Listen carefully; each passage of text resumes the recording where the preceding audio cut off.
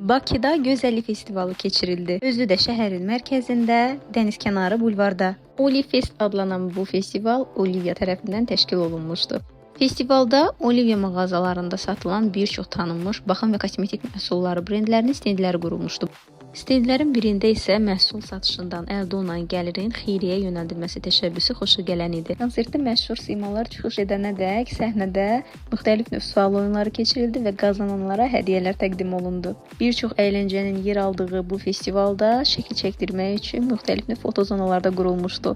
Məsələn, mən bu brendin məhsul maketində foto çəkdirib Instagramda paylaşaraq tag etməklə oyun oynamaq şansı qazandım və belə kiçik bir hədiyyə əldə etdim. Təəssüf ki, sonadək Aygün Kazımovanın çıxışına qala bilmədik və getməli olduq. Amma maraqlı və gözəl bir gün keçirdik. Bəs siz necə? Belə festivalların şəhərimizdə keçirilməsini xoşlayırsınız? Daha çox maraqlı aktivitelər üçün kanalıma abunə olmağı unutmayın.